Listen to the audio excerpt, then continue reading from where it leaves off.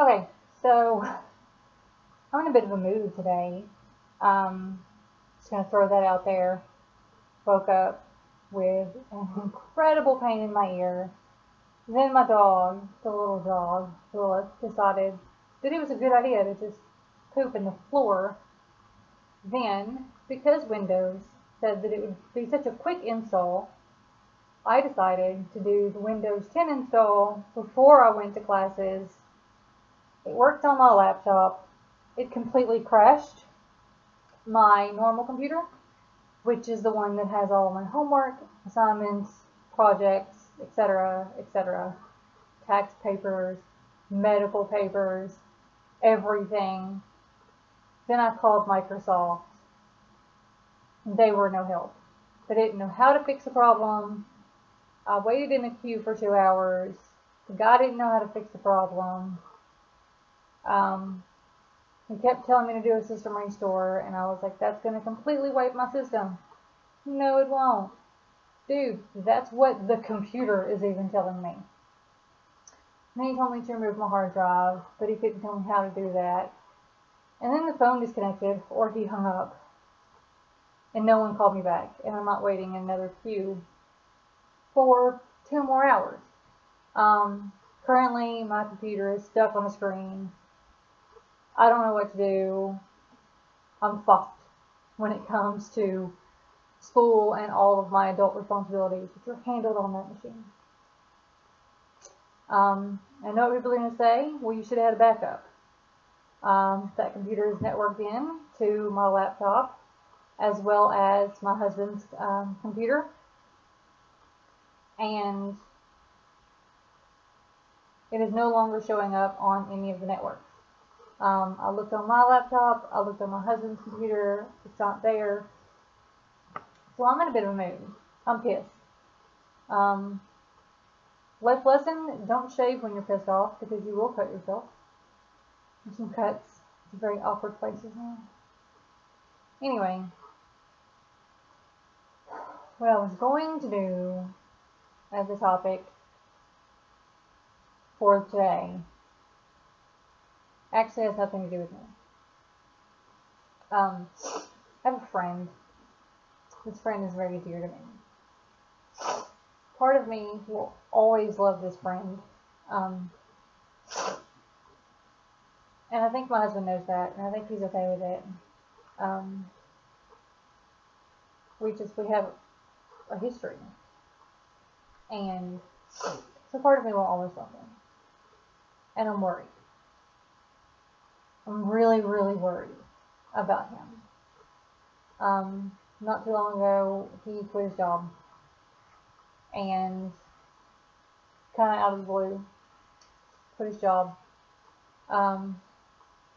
Which is very out of character for him. And then started posting pictures of illegal activities. Some of which I don't think should be illegal, some of which I do. He's always been a pothead. And in my almost expert opinion, he's an addict. He smokes daily. If he doesn't, then his behavior and his mood is altered. And I know this because I lived with him for a while. We dated and we lived together for a while. And really it would be more appropriate to say that I lived with him. Anyway. So he's posting these pictures, and normally they're just of marijuana, and now there's some other unknown substance in them as well, and I don't know what it is, but it worries me. And then, you know, he posts this thing about how he's selling his house. I remember when he bought that house, He was so proud to be a homeowner. I lived in that house with him. He had so many plans for that house, fixing things, yada yada yada. And so I'm worried, because I know that making a lot of dramatic changes in a short period of time, such as quitting your job or moving, selling your house, shows some kind of, there's an issue there, there's something wrong. It's not normal, average behavior. It's certainly, not his normal, average behavior. And I don't know why, but there's a part of me that just can't stop worrying. And I had a dream about him the other night where, he posted a picture of him and a girl and a cat. But upon looking at the photo closer, I realized that the girl was naked. And when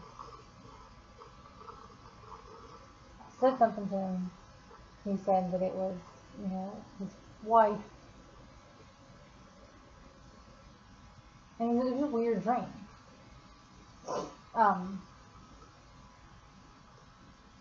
It was a weird dream.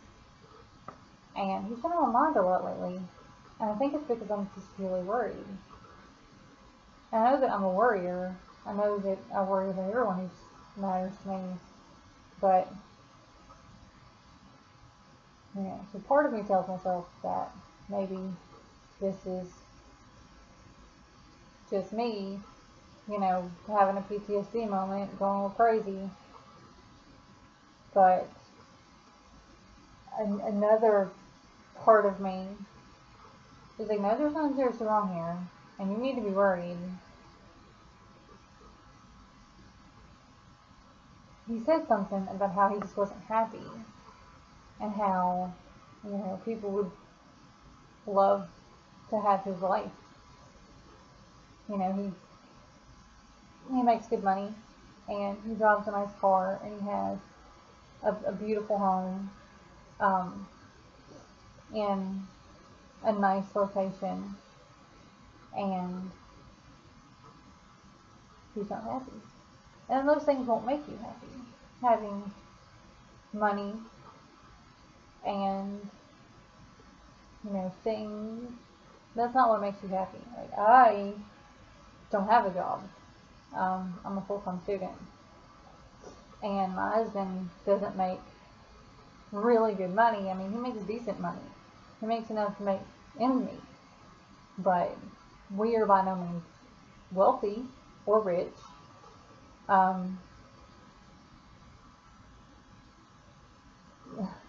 We have unpaid medical bills, we have debt. We're by no means, we're not even really comfortable. We don't have a lot of brand new things. We're really excited that we have a brand new washing machine, which we only bought because our washing machine broke. I broke it on accident. So, yeah, but I'm happy. In general, I mean, I'm not happy right now because Windows 10 is the bane of my fucking existence right now. But in general, I mean, I'm happy. And I don't have a nice car. I have a really beat up old car. That has like wires just hanging down from the dash that we had to hang up with zip ties, and water in the headlight, and it's dirty, and it needs a tune up, and it's got a lot of issues. Dents and bruises and things hanging off or not sitting right or whatever. My husband doesn't drive a nice vehicle. His truck is very beat up and old and more rust than anything else. The thing is held together by rust and paint and hope. that's what's holding his drug together. But we're happy. And so, I don't know, what makes us happy? What makes us happy? Is it, I mean, my dogs make me happy. Even when they're annoying me. Even when I'm trying to do something and they're like right in my face. You know, my dogs make me happy. They're sitting there just like licking my face. And my husband, you know, I love when he comes home from work and I get to kiss him, hello, and we sit down and eat dinner and talk about our day and cut up and make fun of each other and be the weird little couple that we are. School makes me happy. I mean, I don't really like all of my classes or all of my classmates or all of my professors, but it's a goal that I'm working towards, one that I've had for quite some time and I'm finally accomplishing, you know, because I've been homeless. My apartment makes me happy, and I'm happy to have this apartment because it's mine. 2 people have a key to it. Me and my husband, it's ours. You know, my friends make me happy.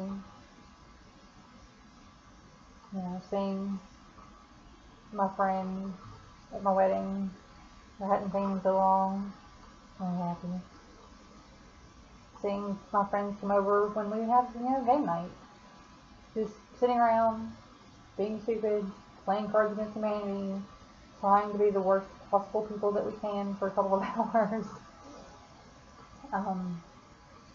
You know, eating really good food and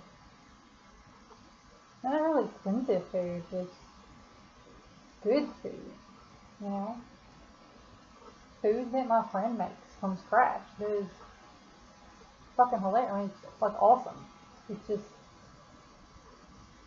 I don't know. Those things make me happy. I guess that's just happy. I don't feel empty. I don't feel like there's something missing. And I guess that's why I'm happy. Because I'm fulfilled. You know? Like, I'm doing things for me. And I'm doing things for my loved ones. And I have loved ones. So it kind of makes me think about, like, you know, Maslow and his pyramid, his hierarchy of needs. It kind of makes me think, like, whether or not that's really true for everyone. Like, I do think there are some issues with this pyramid, but I think about my friend, and he has a survival movement. You know, he has food, water, you know, everything that you absolutely have to need physiologically to survive. He has. He has a safety needs met. So, I mean, like, he has roof and shelter and all that. So I think maybe he's stuck at the next level.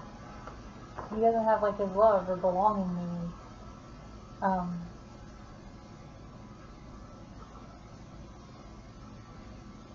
Maybe that's it. Maybe he doesn't feel like he belongs somewhere. Maybe he thinks that, you know, he's not truly loved by people. Or isn't truly loved by the people that he wants to love him. Because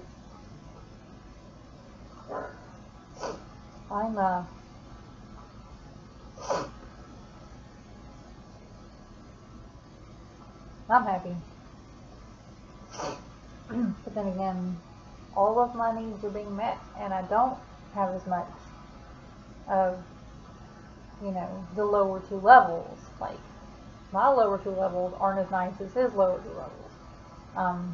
He has more money for those lower 2 levels, but I have that 3rd level. You know, like, I have love. I have a sense of belonging. I have you know, I have friends, and I don't have family, really, unless you include my husband's family, which I guess you should, because they're my family. But I don't really have family, and so that's my husband and my dogs and his family. But I guess that's what makes me happy. So I think I just talked myself through the riddle. Um, there you go. So I don't know. This has been what's on my mind lately, because I want my friend to be happy. I really do. But because he has some issues, um, I think that's why our relationship didn't work out. Is his issues didn't meld with my issues in a very good way. It made it very hard for us to communicate appropriately, um, or at least that's the way I felt. But he is an awesome guy, and I want him to be happy. So I don't know. I guess I've been thinking about like how to do that as a friend who lives a couple thousand miles away. So anyway, that's all. My computer's still stuck. So screw you, Microsoft. I'm switching to Apple. Okay, well yeah, that's it. And I'm gonna go now because I'm still spending